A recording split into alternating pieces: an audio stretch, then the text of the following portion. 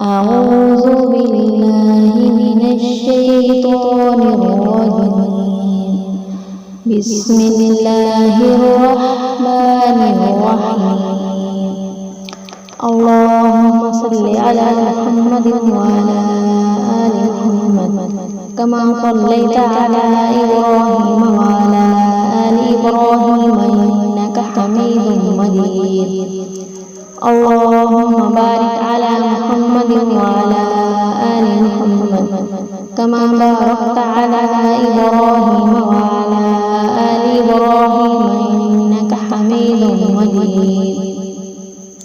السلام علیکم ورحمۃ اللہ وبرکاتہ۔ طالبات، آج ہماری تیسری حدیث ہے۔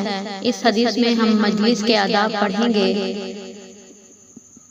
پہلے حدیث اعراب کے ساتھ پڑھ لیتے ہیں۔ المجالس بالامانتی، المجالس بالامانتی، ترجمہ مجلسیں امانت ہوتی ہیں۔ مجلس کے معنی ہیں بیٹھنے کی جگہ، اور مجلس مجالس کی جمع ہے۔ اس حدیث میں مجلس کے آداب میں سے یہ بیان فرمایا گیا ہے کہ مجلس کی تمام باتیں مصلحت اور اصحاب مجلس کی اجازت کے بغیر دوسروں سے اس کا اظہار نہیں کرنا چاہیے۔ ملا علی قاری رحمۃ اللہ علیہ اس حدیث کے ضمن میں فرماتے ہیں کہ کسی شخص کے لیے یہ بات زیبا نہیں کہ جب کسی مجلس میں کسی کے بارے میں کوئی بات ہو تو اس بات کو لوگوں کے سامنے افشا کرتا پھرے۔ ہاں، 3 مجلسوں کی باتوں کو افشا کرنے کی اجازت ہے۔ نمبر 1، جس میں کسی ناحق قتل کی بات ہو رہی ہو۔ نمبر 2، کسی عورت کی عصمت لوٹنے کی بات ہو رہی ہو۔ نمبر 3، کسی کا مال ناحق لینے کی بات ہو رہی ہو۔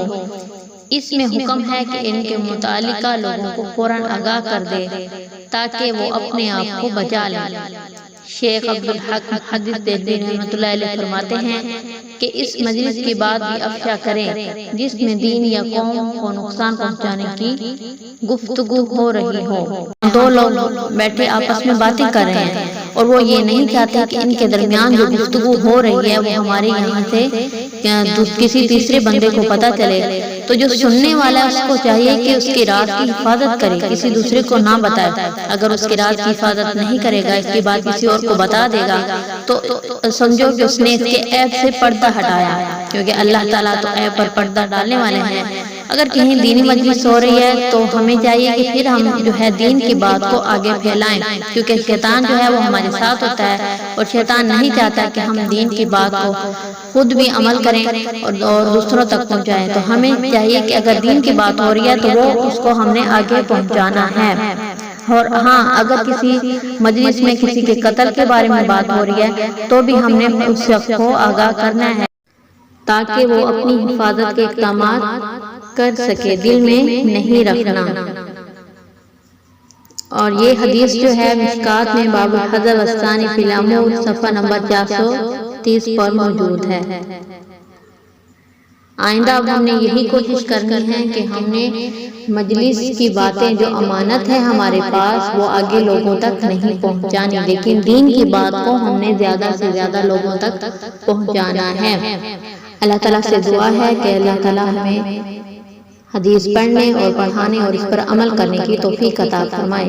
آمین ثم آمین۔